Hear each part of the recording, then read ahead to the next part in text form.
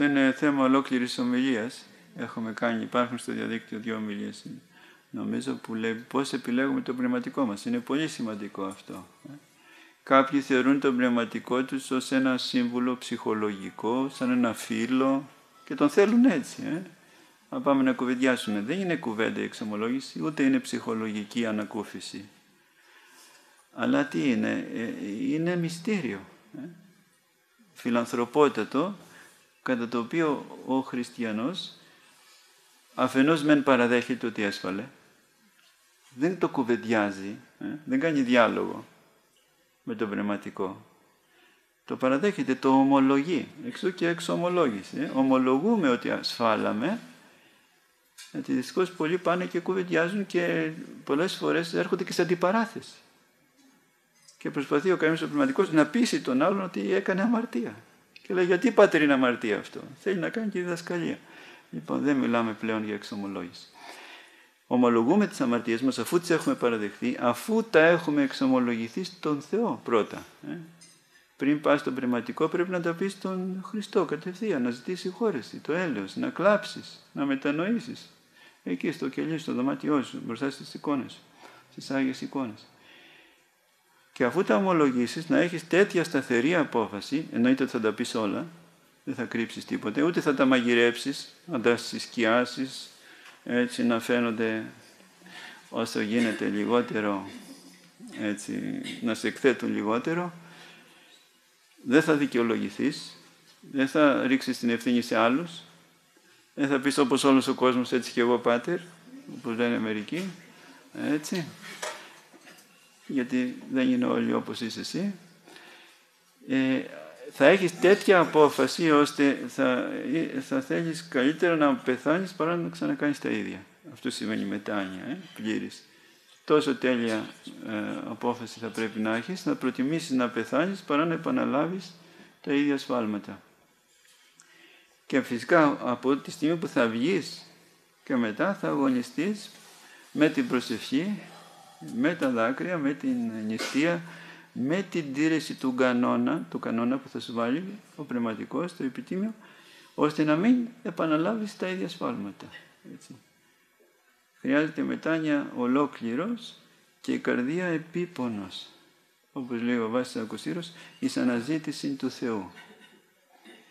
Δεν είναι ένα πράγμα νομικιστικό, δικανικό. Μην τυχόν ξεχάσω κάτι.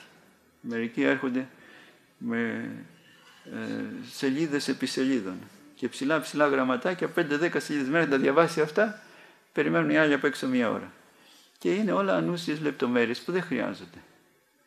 Και μπορεί και κάτι να ξεχάσει και φυσικά δεν μπορεί να θυμηθείς όλα με λεπτομέρειες, αλλά δεν είναι αυτό.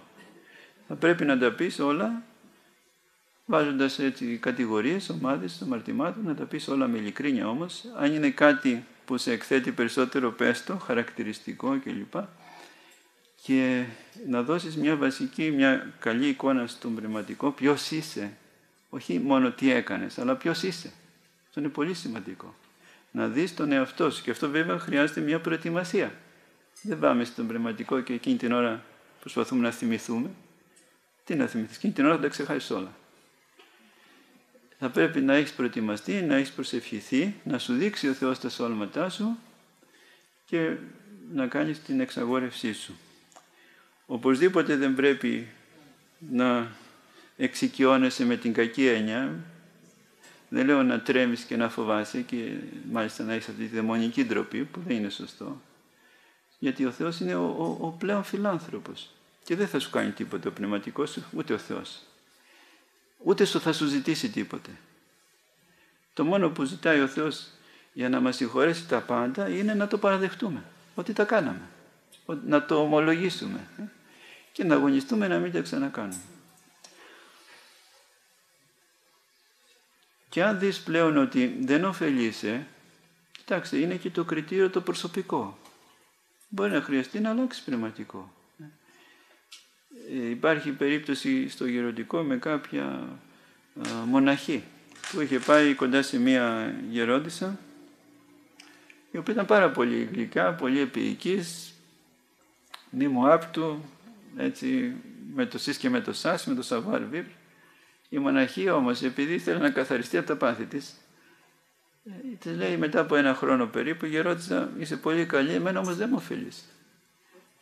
Δώσ' με ευλογία να πάω σε μια άλλη γερόντισσα που ήταν αυστηρή, που επιτιμούσε, που έλεγε καμιά κουβέντα λίγο παραπάνω που λέμε, έτσι, που ονείδιζε, όχι δηλαδή αμαρτίες, αλλά φερόταν λίγο έτσι απότομα. Και πήγε σε αυτή. Και λέει τώρα αναπαύτηκε η ψυχή μου. Γιατί αυτή η μοναχή ήθελε πραγματικά να καθαριστεί. Και πώς καθαρίζεται ο άνθρωπος? Όταν υπομείνει ονειδισμούς, εξευτελισμούς, αδικίες αν θέλετε, και δεν θυμώνει, δεν ταράζεται, έτσι αποβάλλει τη λάσπη των αμαρτιών και μάλιστα των σαρκικών αμαρτιών. Γιατί πλένεται. Είδατε που λέει, και ο λαός το λέει, με έλουσε, λέει. Με έβρισε, με έλουσε. Με καθάρισε δηλαδή. Πότε όμως σε καθαρίζει? Όταν και εσύ κάνεις υπομονή, δεν ανταποδώσεις τα ίδια, σιωπήσεις και πεις, έχει δίκιο. Και λίγα μου είπε. Από να ξέρει και τα βάθη της καρδιάς μου. Θα μου έλεγε πολύ χειρότερα. Αυτό σε καθαρίζει. Γιατί σου δίνει ταπείνωση. Οι ονειδισμοί και οι αδικίες που μας κάνουν οι όποιοι, και κατεξοχήν ο πνευματικός μας, είναι επιθυμητοί. Πρέπει να είναι επιθυμητοί, πρέπει να τους θέλουμε. Να θέλουμε τέτοιο πνευματικό που να μας μαλώνει. Γιατί αυτό το μάλωμα, αυτός ο ονειδισμός μας φέρνει σε κατάσταση ταπείνωσης. Και η ταπείνωση φέρνει τη χάρη. Είναι πνευματικός νόμος αυτός. Στους ταπεινούς ο Θεός δίνει χάρη. Και η χάρη είναι που καθαρίζει. Έτσι καθαρίζει η ψυχή από τα πάθη. Ενώ όταν κανείς μας επενεί, μας χαϊδεύει συνέχεια, μας λέει όλο καλά λόγια, μας τρέφει τον εγωισμό, κακά τα ψέματα. Και σήμερα οι γονείς κάνουν αυτό το κορυφαίο λάθος ακριβώς. Δεν μαλώνουν τα παιδιά τους. Δεν είναι αυστηροί με τα παιδιά τους και τρέφουν στα παιδιά τους τον εγωισμό, την κορυφαία αμαρτία, την υπερηφάνεια. Και φυσικά μετά από λίγο ο διάβολος της υπερηφάνειας δεν θα τους αφήσει να πάει στην εκκλησία ούτε να πιστέψουν. Και σου λέει 15 χρονών το παιδί δηλώνω άθεος. Και από πίσω είναι αυτό το υπόβαθρο. Γιατί η ψυχή καθαρίζεται από τα πάθη ακριβώς με αυτή την αυστηρότητα.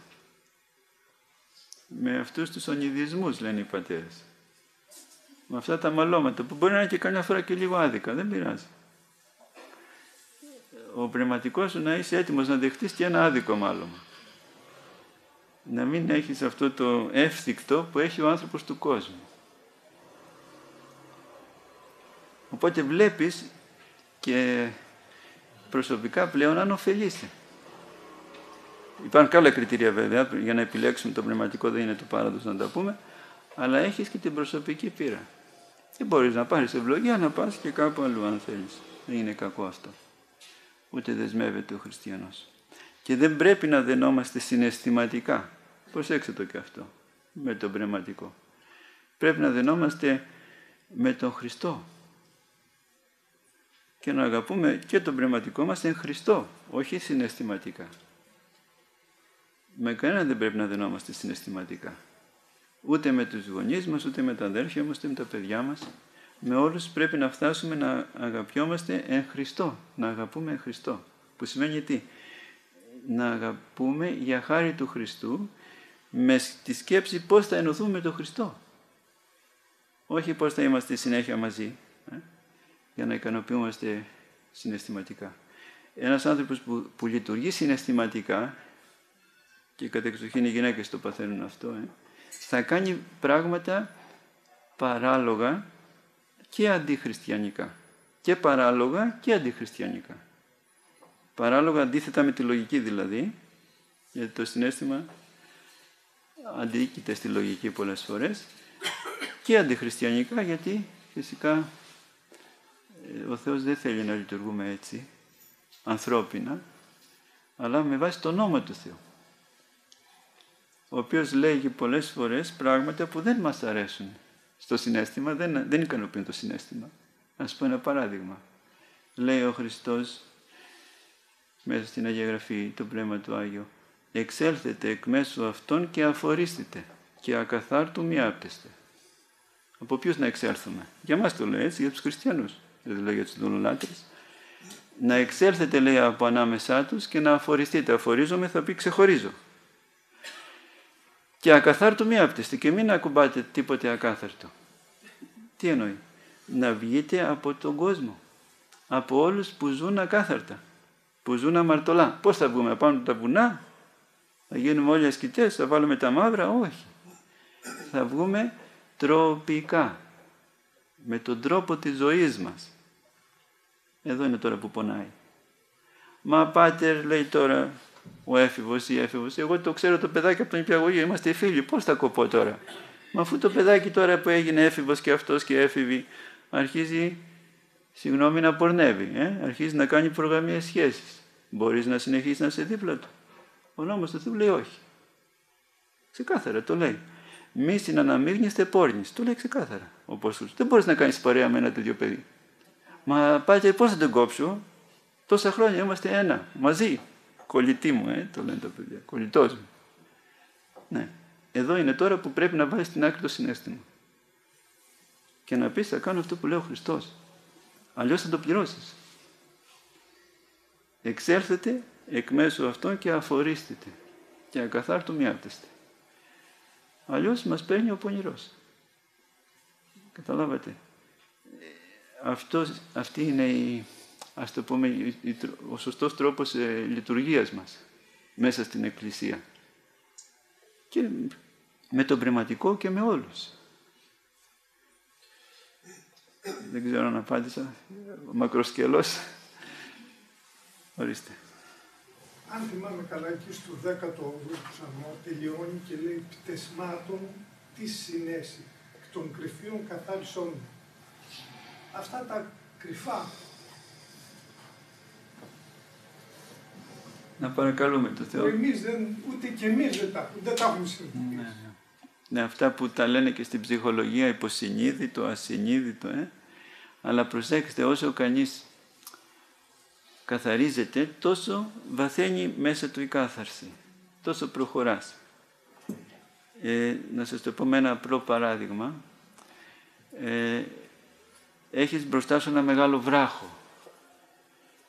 Όταν πρωτοεξομολογείται ο άνθρωπος, βλέπει μόνο αυτό το βράχο. Και πάει στον πνευματικό και λέει, Πάτερ, αυτό έχω, δεν έχω τίποτα άλλο. Δεν έχει? Πάρα πολλά έχει. Αλλά δεν τα βλέπει. Γιατί ο βράχος του κρύβει όλα τα άλλα που είναι από πίσω. Και ο πνευματικός ξέρει, του λέει, εντάξει, πες το αυτό που έχεις και την άλλη φορά που θα θυμηθείς και άλλα θα μου τα πεις. Και την άλλη φορά έρχεται με άλλα 10. Λέει, Πάτερ, τα βρήκα και αυτά. Ναι. Λοιπόν, τα λέει και αυτά, νομίζω ότι δεν έχει τίποτα άλλο. Μόλις φύγουν και αυτά, βλέπει από πίσω την αμμούδα, έτσι, τα πολύ ψηλά. Και έτσι προχωράμε σιγά σιγά στην κάθαρση. Γι' αυτό πρέπει να γίνεται και τακτικά η εξομολόγηση και επιμελημένα, φροντισμένα, όχι πρόχειρα, να εξετάζουμε τον εαυτό μας κάθε στιγμή. Μερικοί λένε να τον εξετάζεις το βράδυ. Καλό είναι και αυτό. Και το βράδυ να τον εξετάζετε, να ρίχνετε μια ματιά όλη την ημέρα. Τι κάναμε, τι δεν κάναμε κλπ. Αλλά, έλεγε ο πατήρ Αθανάσιος Μητυλαίος, και κάθε στιγμή να παρακολουθείς τον εαυτό σου. Για να συλλαμβάνεις και τις πτώσεις σου και τα λάθη σου. Καλό είναι και να τα σημειώνεις, να έχεις ένα πρόχειρο χαρτί, να μην τα ξεχνάς.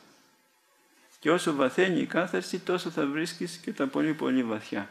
Και είναι πολύ ωραίο αυτό, ξέρετε. Γιατί στο βάθος, ξέρετε τι θα βρούμε. Λέει ο Άγιος Γεώργιος ο Παλαμάς, θα βρεις, λέει, το ιδεχθές προσωπείο. Το απέσιο δηλαδή προσωπείο των παθών, την απέσια μάσκα. Στο βάθος όλοι μας είμαστε υποκριτές, μασκοφόροι. Φοράμε μάσκες.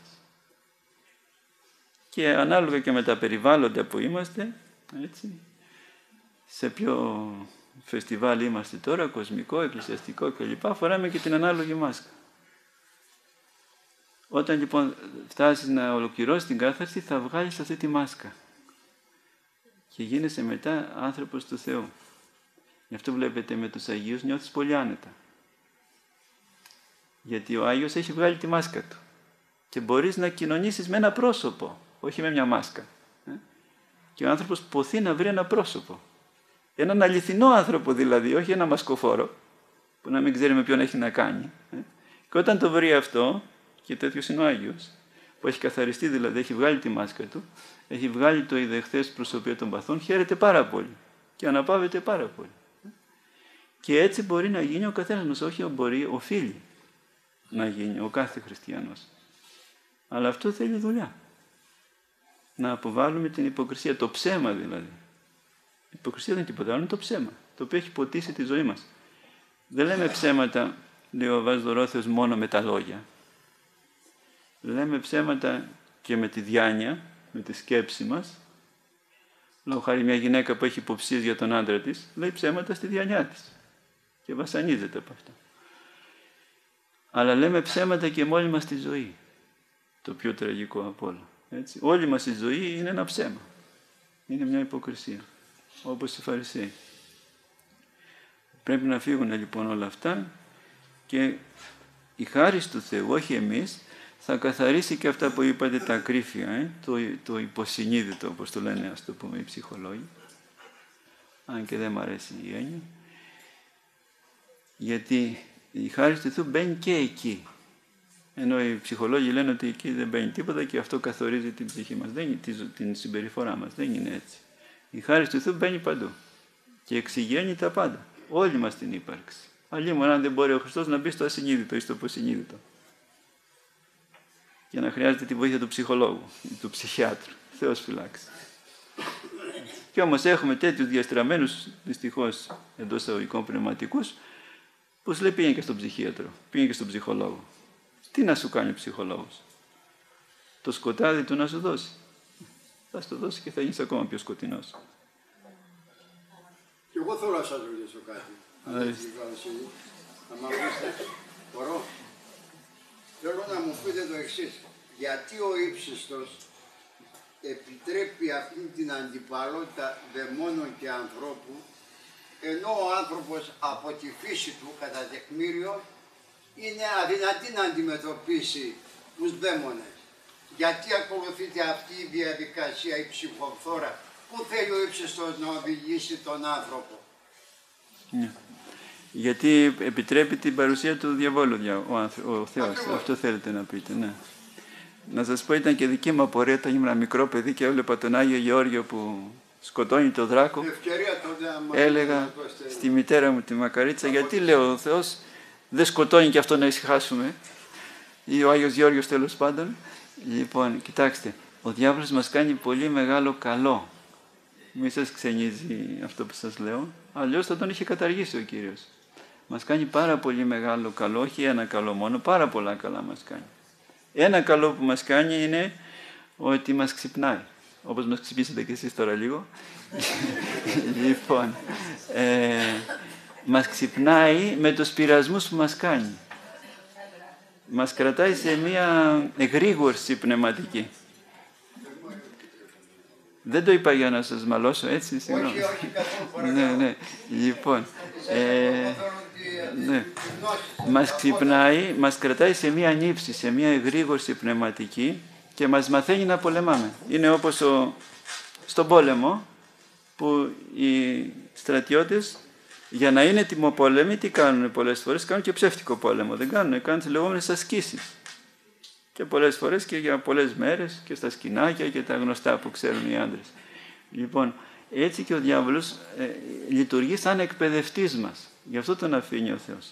Και όχι μόνο σαν εκπαιδευτής, αλλά και σαν ένας που μας προσκομίζει στεφάνια πνευματικά όταν τον νικάμε.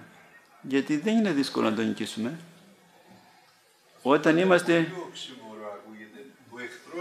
Ακριβώς. Ναι, εν αγνία του ο διάβολος νομίζει ότι μας κάνει κακό, αλλά μπορούμε να το χρησιμοποιήσουμε την εμπειρία που θα πάρουμε από τον πόλεμο που μας κάνει και να κερδίσουμε πάρα πολλά στεφάνια. Να σας πω ένα απλό παράδειγμα. Μας το έλεγε ο καθηγητής μας κ. Στελεκίδης στο Πανεπιστήμιο για έναν χαρισματούχο. Χαρισματούχος σημαίνει Άγιος, έτσι έχει φτάσει δηλαδή να πάρει χαρίσματα του Αγίου Πνεύματος, σύγχρονο. Και τον ρώτησαν κάποτε τι τον ωφέλησε πιο πολύ. Αυτός είχε γνωρίσει όλους τους σύγχρονους Αγίους, τον Άγιο Παΐσιο, τον Άγιο Πορφύριο κλπ. και είπε, τον ρώτησαν, ποιος από αυτούς όλους σε βοήθησε πιο πολύ στην πνευματική σου άνοδο, να φτάσεις τόσο ψηλά πνευματικά. Και σε τι ποσοστό. Και είπε, όλοι αυτοί οι Άγιοι που είχα γνωρίσει, με βοήθησαν περίπου στο 5 με 10% της πνευματικής μου πορείας, επιτυχίας. Το άλλο 90%, ξέρετε τι είπε? Ο διάβολος. Μα λέει, πώς είναι δυνατόν? Ναι, λέει, ο διάβολος. Γιατί με τον πόλεμο που μου έκανε, με ανάγκασε να προσεύχομαι συνέχεια και να είμαι σε διαρκή ευρύγορση. Και έτσι έμαθα να προσεύχομαι και έμαθα να νικάω τα πάθη μου και όλες αυτές τις δύσκολες καταστάσεις που έχουμε μέσα μας. Να πώς μας βοηθάει ο διάβολος, καταλάβατε. Δεν το θέλει, γι' αυτό και είναι παμπώνηρος, προσέξτε, θα σας δώσω το λόγο. Όταν δει ότι αντί να βλαπτόμαστε εμείς ωφελούμαστε, φεύγει. Τα μαζεύει και φεύγει. Όταν δει ότι νικάει, και πώς βλέπω ότι νικάει? Όταν μας δει να ταραζόμαστε, όταν μας δει να στεναχωριόμαστε, τότε λέει, εδώ έχει ψωμί η υπόθεση, δεν φεύγω. Έτσι. Σου βάζει ένα λογισμό, σας είπα, κατεξοχήν μας πολεμάει με τη φαντασία και με λογισμούς. Και όταν δει ότι εσύ τσιμπάς, εντός εισαγωγικών η λέξη, και ταλαιπωρείσαι και βασανίζεσαι, λόγου χάρη, να σας πω ένα λογισμό, βλασφημίας. Σου βάζει βλάσφημους λογισμούς, ακατανόμαστους. Βλέπεις την εικόνα του Χριστού, της Παναγίας και σου έρχονται τρομερά πράγματα. Και λες, αμάν, τι είναι αυτά τώρα? Εγώ να βλέπω την εικόνα και να σκέφτομαι για τα πράγματα, πάει, θα με κάψει ο Θεός. Και ταράζεσαι και τα χάνεις και λες, τι γίνεται τώρα? Όταν όσο είσαι έτσι σε αυτήν την κατάσταση, ο διάβολος δεν φεύγει. Αν πας και το πεις στο πνευματικό, θα σου πει ο πνευματικός, παιδάκι μου, αυτά δεν είναι δικά σου, αυτά είναι του διαβόλου. Περιφρόνηση. Σαν να μην ήρθαν. Τελείωσε. Μόλις τον περιφρονήσεις, τα μαζεύει και φεύγει. Και εσύ τι κάνεις? Κερδίζεις και βραβείο, παίρνεις και στεφάνι. Γιατί τον νίκησες. Καταλάβατε πώς λειτουργεί ο διάβολος? Λειτουργεί αφυπνιστικά, μας μαθαίνει, μας εκπαιδεύει στον πνευματικό πόλεμο, μας δίνει στεφάνια, χωρίς να το θέλει βέβαια, και επομένως μας βοηθάει στη σωτηρία μας τελικά, χωρίς να το θέλει. Γι' αυτό δεν τον καταργεί ο Θεός. Θα τον καταργήσει. Το λέει σαφώς στην Αποκάλυψη. Έτσι. Όταν θα έρθει στη Δευτέρα Παρουσία, θα ρηφθεί στη λίμνη του πυρός την καιωμένη. Ο διάβολος και ο Αντίχριστος. Και δυστυχώς και κάποιοι που θα τον ακολουθούν. Άνθρωποι. Φυσικά και οι δαίμονες όλοι. Εντάξει, για την ωφέλεια που μας φέρνει ο διάβολος. Κάτι άλλο? Ορίστε. Γύρω μας, όταν μας ταράζουν, εμείς πρέπει να συμφιλιωθούμε μαζί τους, αλλά αν συνεχίζουν να μας ταράζουν, πρέπει να τους αποφύγουμε ή να τους προσπαθούμε? Δεν ξέρω αν ακούσετε την ερώτηση. Αν μας ταράζουν γύρω μας, εμείς πρέπει να συνεχίσουμε να τους αγαπάμε ή να ταραχτούμε κι εμείς. Τι να κάνουμε? Λοιπόν, κοιτάξτε. Να το πούμε από την αρχή, δεν μας ταράζει κανένας. Προσέξτε, σας λέω, δεν μας ταράζει κανένας, μόνοι μας ταραζόμαστε. Έκαστος, σας το πω γεωγραφικά, το λέει η Αγία Γραφή, δεν το λέω εγώ, πειράζεται, τι λέει, υπό του άλλου? Από πού πειράζεται ο καθένας μας? Υπό της ιδίας επιθυμίας. Το λέει σαφώς, το Πνεύμα το Άγιο το λέει. Μη λέτε, λέει, ότι σας πειράζει ο Θεός, ούτε και άνθρωπος. Δεν μας πειράζει κανένας. Ο καθένας μας πειράζεται, δηλαδή ταράζεται, όπως το είπατε, ωραία, από τις επιθυμίες του. Έκαστος πειράζεται υπό τις ιδίες επιθυμίας. Γιατί ταραζόμαστε? Ψάξτε το λίγο μέσα σας, να δείτε. Γιατί έχουμε δημιουργήσει μέσα μας επιθυμίες. Και έρχεται ο άλλος, ο χίοψη, έτσι, ο σύζυγος, το παιδί, ο γείτονας, η γειτόνισσα, ο πεθερός, η πεθερά, οποιοδήποτε, έτσι, και αντιτίθεται στις επιθυμίες που έχουμε φτιάξει μέσα μας. Και λες, όχι ρε παιδί μου, εγώ το έχω σχεδιάσει τώρα αυτό το πράγμα, μην το χαλάς, και αρχίζεις και ταράζεις. Θυμώνεις. Φταίει ο άλλος? Όχι. Η επιθυμία σου. Επιτρέπεται να έχεις επιθυμίες? Τι λέτε, επιτρέπεται να έχουμε επιθυμίες? Ο κόσμος θα πει τι πιο φυσικό πράγμα, να μην έχεις επιθυμίες. Επιθυμία να σωθεί η ψυχή μας. Μία επιθυμία μόνο, έτσι, να σωθούμε, καμιά άλλη. Πώς το ξέρουμε αυτό? Πάει, θα σου το πω γεωγραφικά. Το λέει ο Χριστός. Το λέμε κάθε στιγμή, ξέρετε, στο Πάτερ ημών. Τι λέμε? Γεννηθεί το θέλημά σου. Οι επιθυμίες τι είναι? Τα θέληματά μας. Τα θέλω μας. Αυτές δεν είναι επιθυμίες? Επιθυμώ θα πει θέλω. Τι πρέπει να θέλουμε? Τι λέει ο Χριστός? Τίποτα. Το θέλημα του Θεού. Ποιο είναι το θέλημα του Θεού? Ένα και μοναδικό. Ο Θεός θέλει πάντες ανθρώπους σωθήνε και εις επίγνωση να αληθές ευθύνη. Όλα τα άλλα δικαιούμαστε να τα θέλουμε? Όχι. Άρα ούτε να ταραζόμαστε. Άρα ταραζόμαστε γιατί προηγουμένως έχουμε συλλάβει μέσα μας επιθυμίες και έχουμε φτιάξει θελήματα. Και ευτυχώς που ο Θεός δεν μας τα ικανοποιεί, γιατί να μην πω 100%, 99% όλα αυτά που θέλουμε, ξέρετε, είναι καταστροφικά. Μας πάνε στην κόλαση. Γιατί κατά βάση αντίκεινται στη σωτηρία μας. Όλα αυτά τα θελήματα, τα ανθρώπινα που έχουμε. Θέλει ο άλλος το παιδί του να περάσει στο πανεπιστήμιο, θέλει να παντρευτεί, θέλει να γίνει πλούσιος, θέλει. Όλα αυτά είναι προς απώλεια. Δεν σώζουν αυτά τα πράγματα. Ποιος θέλει να σωθεί? Αυτό είναι το σωστό. Μόνο αυτό να θέλουμε. Οπότε μετά δεν θα ταραζόμαστε για τίποτα. Βλέπετε πόσο απελευθερωτική είναι η πίστη μας. Είναι όντως απελευθερωτική. Λυτρώνεται ο άνθρωπος. Και είναι κρίμα δηλαδή που αγνοούμε αυτή τη διδασκαλία του Χριστού μας. Δεν την έχουμε καταλάβει. Κανένας σχεδόν δεν έχει καταλάβει το Ευαγγέλιο. Τι λέει ο Χριστός? Δεν το έχουμε καταλάβει. Και λειτουργούμε έτσι επηρεασμένοι από τους ψυχολόγους, τους φιλοσόφους, τους κοινωνιολόγους, τα θελήματά μας, τους εγωισμούς μας, τη μάνα μας, τον πατέρα μας, το τι κυκλοφορεί στην τηλεόραση, στο ίντερνετ, στα σχολεία, στην κοινωνία, και προσπαθείς να βγάλεις άκρη μέσα σε αυτό τον κικαιώνα, σε αυτό το σκοτάδι του κόσμου. Πάρε το Ευαγγέλιο, πάρε τους Άγιους Πατέρες, να δεις πώς θα λυτρωθείς. Και μετά, όχι δεν δικαιούσε να ταράζεσαι, δεν μπορείς να ταραχτείς. Καταλαβαίνετε που φτάνουμε? Γιατί να ταραχτείς? Αφού ό,τι σου λέει ο άλλος, λες, αν είναι σύμφωνα με αυτό που λέει ο Θεός για τη σωτηρία μας, θα το κάνουμε. Δεν είναι, δεν το κάνω. Γιατί να ταραχτώ? Δεν υπάρχει λόγος ταραχής. Βλέπετε πώς ειρηνεύει ο άνθρωπος μετά. Γι' αυτό είπε ο Χριστός, μάθετε από μένα. Τι? Ότι είμαι πράος και ταπεινός, και τι λέει μετά? Θα βρείτε ανάπαυση. Βλέπετε σήμερα ανθρώπους αναπαυμένους? Όλοι είναι ζορισμένοι. Δεν είναι κανένας άνετος, αναπαυμένος, κανένας δεν είναι. Γιατί ακριβώς δεν ζούμε την πραότητα και την ταπείνωση του Χριστού.